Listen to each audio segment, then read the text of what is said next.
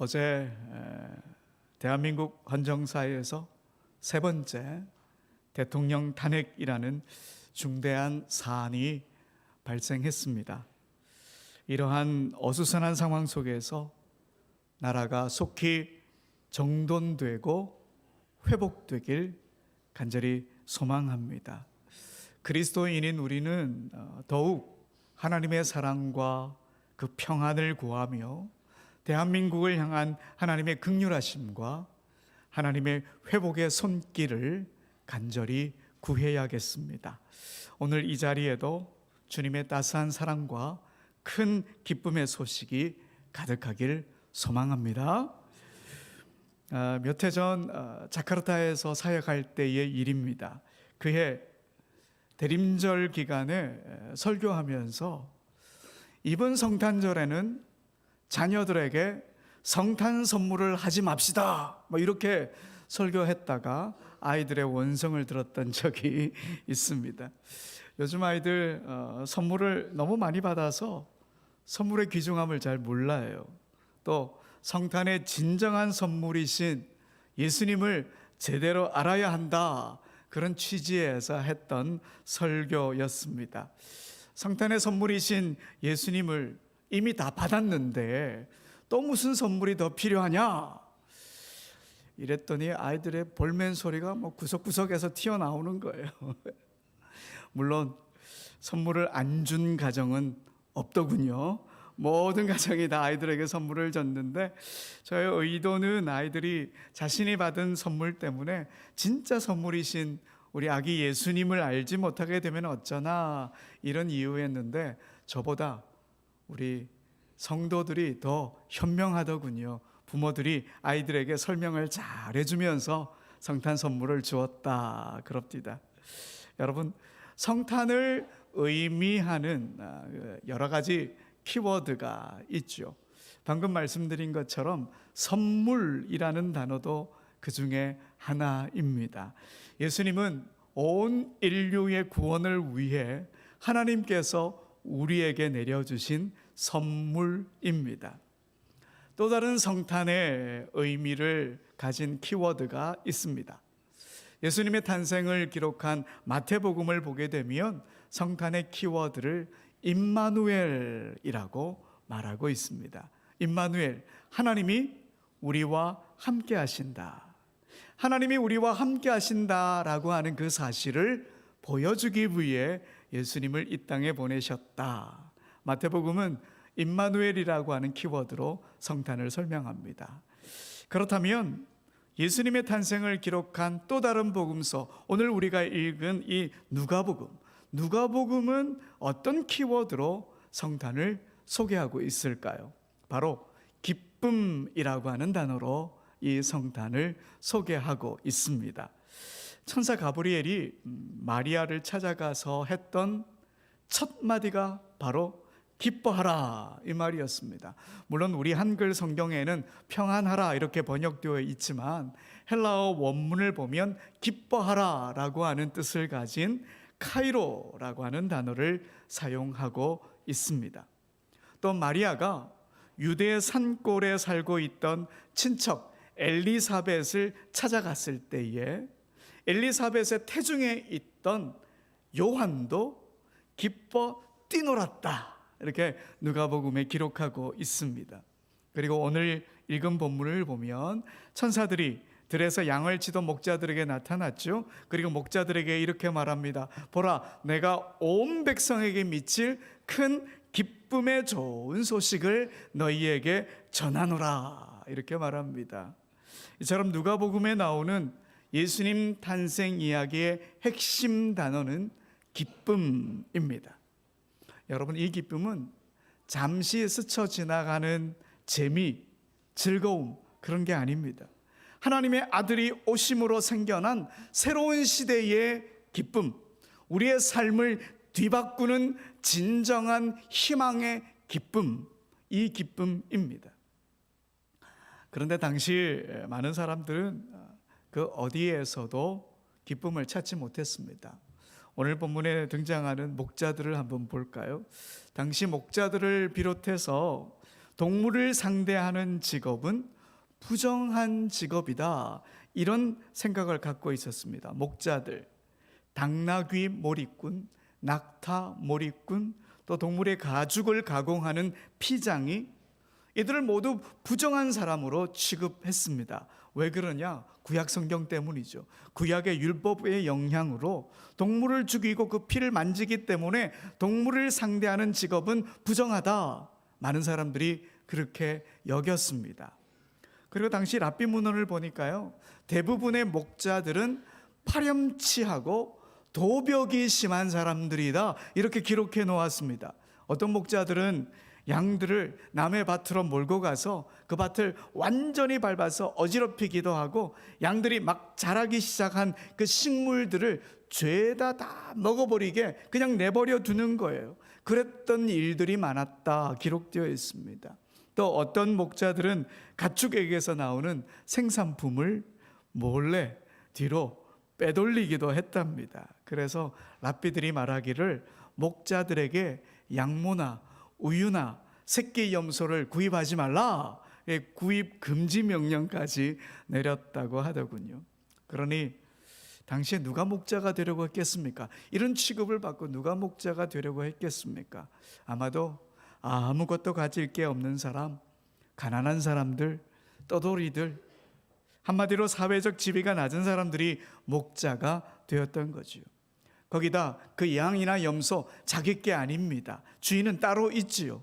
자기는 그 양이나 염소를 돌볼 뿐이었습니다. 그런 신세의 목자들에게 천사가 나타난 거고요, 온 백성에게 미칠 큰 기쁨의 좋은 소식이다, 예수님의 나심을 알려주었습니다. 그렇다면 여러분, 왜 그들에게 예수님의 나심이 기쁜 소식이 되었을까요? 예수님으로 인해 새로운 역사가 시작되기 때문입니다. 예수님을 통해 이 땅에 새로운 하나님의 나라가 시작되기 때문입니다. 여러분, 오늘 본문 누가복음 2장 11절의 말씀 우리 함께 읽어봅시다. 시작. 오늘 다윗의 동네에 너희를 위하여 구주가 나셨으니 곧 그리스도 주시니라. 아멘. 여러분, 여기서 그리스도는 메시아를 뜻하는 단어이지요. 그들이 기대하고 고대하던 메시아가 오셨다는 겁니다. 이제 그리스도가 이끌 새로운 하나님의 나라가 오게 될 것이다 라고 하는 기대감이 있었던 거죠. 그래서 예수님의 나심은 기쁨이 되는 소식이었던 겁니다. 새로운 시대와 새로운 삶에 대한 기대와 희망으로 인한 기쁨, 그 기쁨을 갖게 된 거예요. 당시 백성들은요, 엄청난 세금을 내고 있었습니다. 삼중고를 겪고 있었습니다. 로마세, 지방세, 성전세, 이렇게 세 가지 세금을 내고 있었습니다. 로마의 식민지였으니까 로마에게 세금을 내야 되죠. 또 지방 정치인들, 그러니까 헤롯 같은 그런 왕들에게도 또 세금을 내야 했습니다. 그런데 거기다가 종교 지도자들은 성전세까지 내라, 이렇게 삼중고를 겪었던 거죠. 거기다 목동들은 자신의 직업 때문에 부정한 사람으로 취급받고 있습니다. 그러니 뭘 기대하겠습니까? 새로운 통치 질서를 기대하는 거예요. 로마가 아니라, 헤롯이 아니라, 종교 지도자가 아니라 메시아가 이끄는 하나님 나라를 꿈꾸고 있었던 것입니다. 그런데 드디어 메시아가 나셨다, 그리스도가 나셨다, 천사가 알려주니 얼마나 기쁜 소식이 되었겠습니까?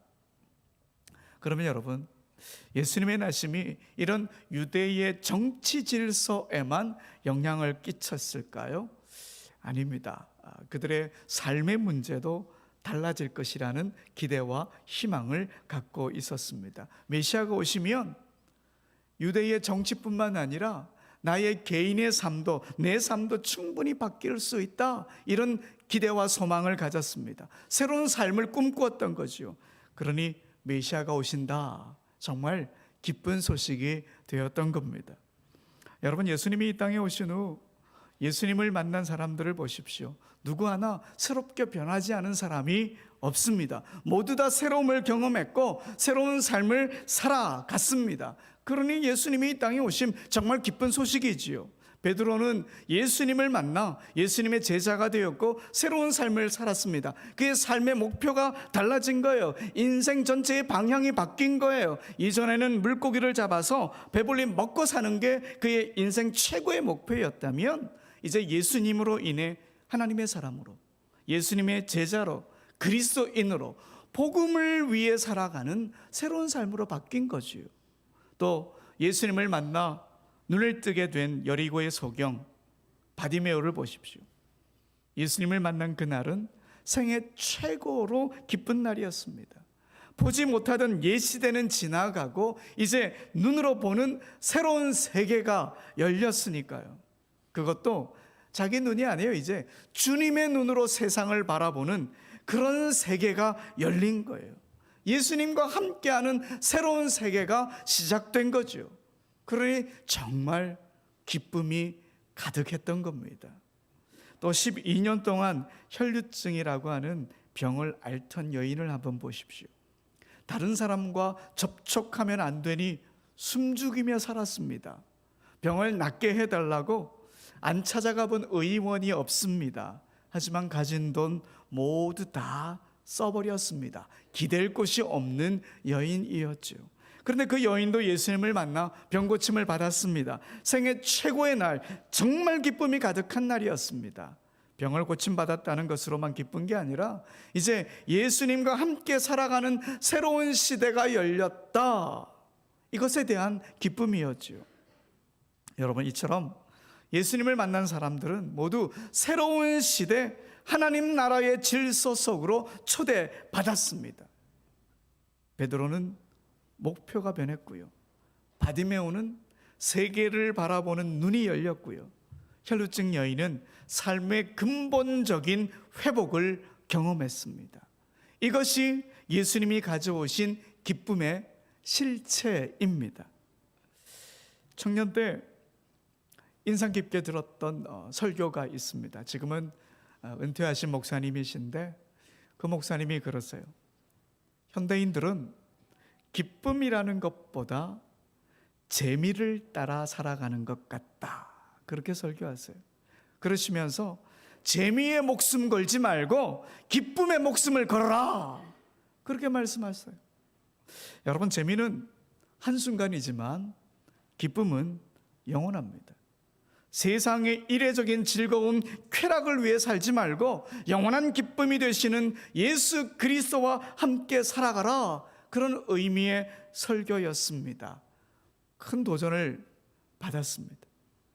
여러분, 우리는 지금 재미를 찾아 인생을 살아가십니까? 아니면 기쁨이신 주님 안에서 기쁨을 누리며 살아가고 있습니까? 우리에게 기쁨이 되기 위해 이 땅에 오신 하나님의 사랑에 응답하며 참 기쁨이신 주님 안에 살아가야 합니다. 로마 바티칸에 가면 유명한 시스틴 성당이 있습니다. 그곳 천장엔 미켈란젤로의 불후의 명작 아담의 창조라고 하는 작품이 그려져 있습니다. 천장 벽화를 그리 달가워하지 않았던 미켈란젤로도 이 그림에 4년이라고 하는 참 긴 시간을 투자했습니다. 여러분, 이 그림 한번 보시면 금방 어떤 그림인지 한번 다 보신 그림이 있죠.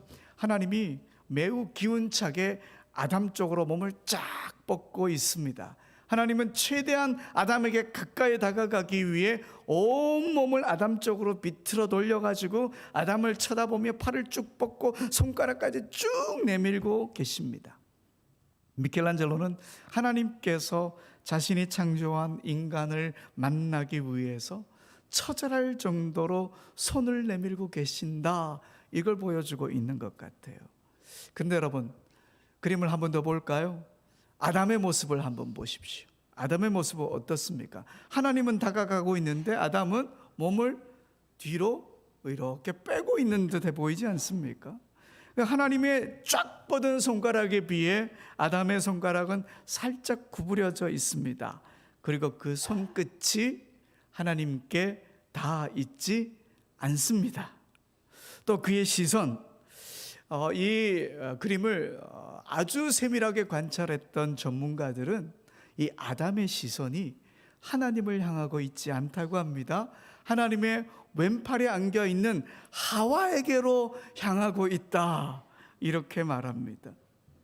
하나님은 인간을 만나기 위해 애를 쓰고 손을 최대한 뻗어 있는데, 인간은 적극적으로 하나님을 만나려고 하지도 않고 하나님께 손을 닿으려 하지도 않는다. 미켈란젤로는 이 그림을 통해서 하나님의 인간에 대한 적극적인 사랑과 함께 그 반면에 인간의 거부를 표현하려고 한 건 아닐까, 그런 생각이 듭니다.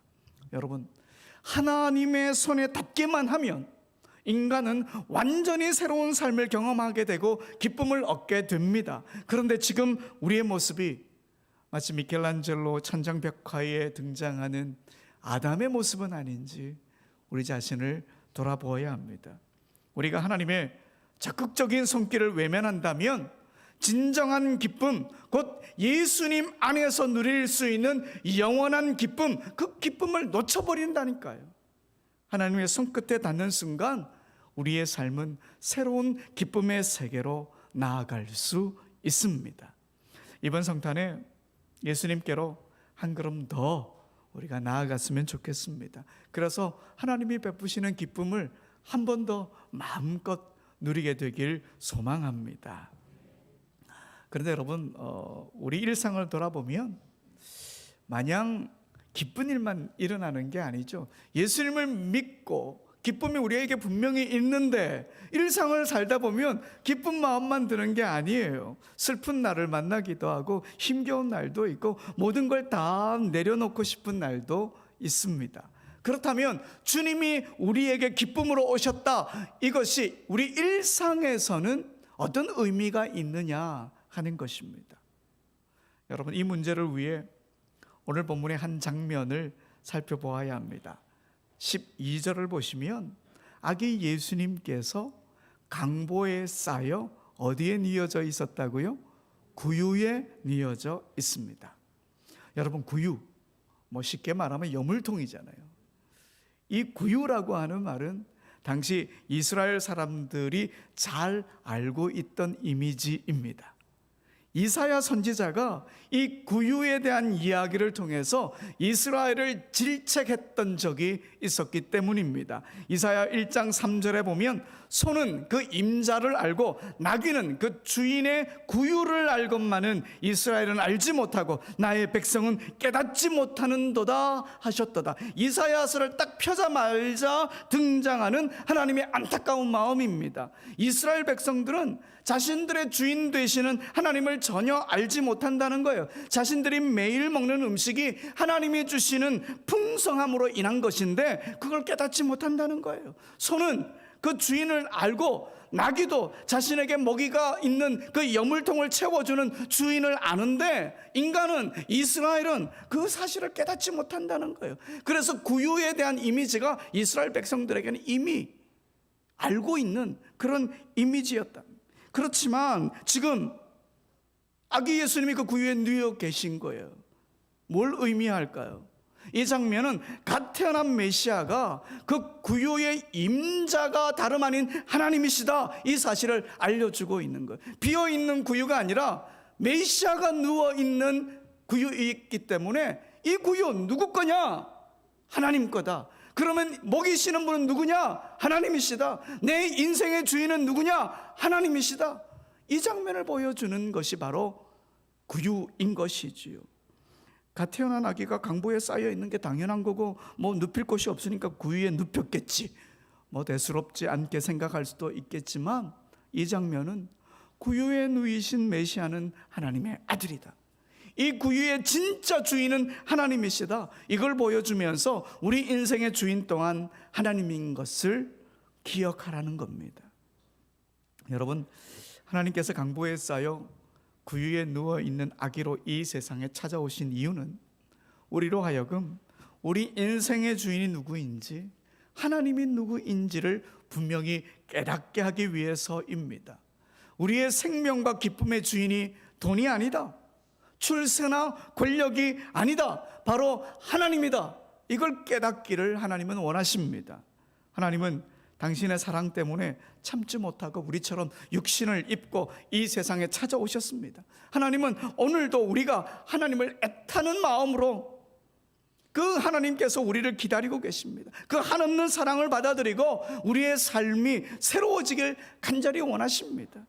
그러니 어떤 어려운 순간이 와도 기쁨을 주시는 분이신 하나님이 내 삶의 주인이시다, 이걸 잊지 말아야 하는 거죠. 기쁜 순간이 아니더라도, 마음이 아픈 순간이더라도, 어떤 상황이라도 내 삶의 주인은 하나님이시다, 하나님이 나의 기쁨을 위해 이 땅에 오셨다, 이 사실을 고백하며 주님 안에 거하는 삶, 그것이 기쁨의 삶을 살아내는 신앙인의 자세입니다. 이 사실을 가장 잘 알면서 어떤 삶의 자리에서도 기쁨을 노래했던 우리 신앙의 선배가 있습니다. 사도 바울입니다. 특별히 그가 쓴 빌립보서를 보십시오. 감옥에서 쓴, 로마 감옥에서 쓴 편지입니다. 그런데 기뻐하라, 이 헬라어 단어 카이로라고 하는 이 단어가 빌립보서 매 장마다 등장을 합니다. 그리고 마지막 장에 한 번 더 말합니다. 우리 빌립보서 4장 4절의 말씀을 함께 읽어봅시다. 시작. 주 안에서 항상 기뻐하라. 내가 다시 말하노니 기뻐하라. 아멘. 바울은 기뻐할 수 없는 환경이에요. 감옥에 갇혀 있으니까. 하지만 바울은 그 매임의 자리에서 기쁨을 고백했습니다. 어떤 상황에 있든지 자신의 삶의 주인은 하나님이시기에, 그 상황에서 하나님께서 또 다른 일을 행하실 것이기에 그 자리에서 믿음을 지키고 기쁨의 사람으로 살아갈 수 있었던 겁니다.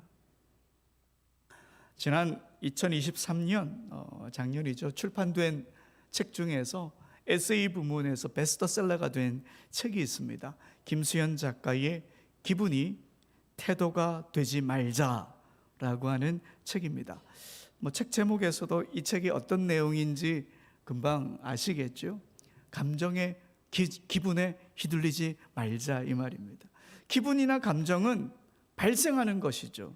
슬픈 상황이 되면 슬픈 감정이 생기고, 어려운 상황이 되면 우울한 기분이 들고 그런 거죠. 사실 그런 기분은 조절이 불가능합니다. 하지만 그 감정이나 기분을 잘 처신할 줄 알아야 한다 하는 거죠. 태도는 선택 가능하고 조절 가능한 것이니까요. 여러분, 우리의 신앙, 특별히 기쁨에 대한 것이 바로 그런 겁니다.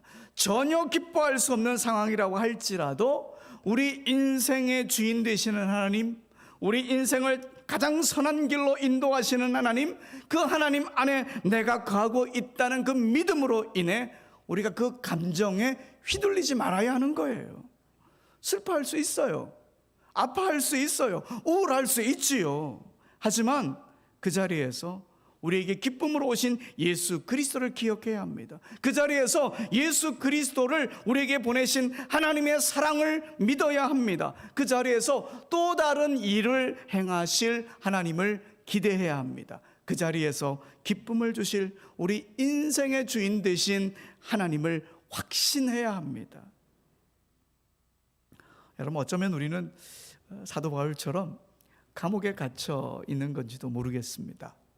불화하는 가정이라면 가정이 감옥이 될 수 있겠죠.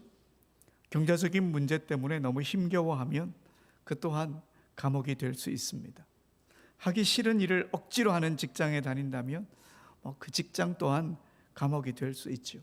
어떤 학생들은 학교가 감옥이다, 이렇게 말할 수도 있겠습니다. 사람마다 다르긴 하겠지만 자기를 옥죄는 것들 분명 있습니다. 근데 여러분, 그 자리에서 모든 걸 포기하고 싶은 마음이 들지라도 포기하지 말아야 합니다. 그 자리를 잠깐이라도 잊고 싶어서 술로 도망가고 게임이나 도박으로 도망가고 그러다 가정을 버리고, 여러분, 그런 도피가 정답이 아닙니다. 그 자리에서 잠깐 멈춰 예수님의 오심을 묵상하십시오. 그 자리에서 기도 한마디 올리십시오. 말씀 한 구절 읽고 묵상하십시오. 작은 감사의 표현 하나라도 하십시오. 우리를 예수님 가까이로, 우리의 기쁨의 근원 되시는 예수님 가까이로 우리가 더 나아가야 되는 거예요. 그러면 기분이 태도가 되지 않아요. 감정이 우리를 함몰시키지 않아요. 우리 안에 주님이 주신 원천적인 기쁨, 예수 그리스도라는 기쁨이 우리 안에 있기 때문입니다. 그 자리에서 우리 인생의 주인으로 오신 예수 그리스도를 붙잡자고요. 예수님을 보내신 하나님의 사랑을 꼭 붙잡자고요. 그러면 그 자리는 기쁨의 자리로 회복될 줄 믿습니다. 사랑하는 여러분, 성탄은 기쁨의 계절입니다. 성탄은 잠깐의 즐거움을 넘어 영원한 기쁨을 선물하신 예수님을 만나는 시간이고 사건입니다. 이번 성탄에 우리 모두 예수님을 통해 새로운 시대의 문을 열고 참 기쁨을 누리며 살게 되길 간절히 소원합니다. 우리 다 같이 일어나셔서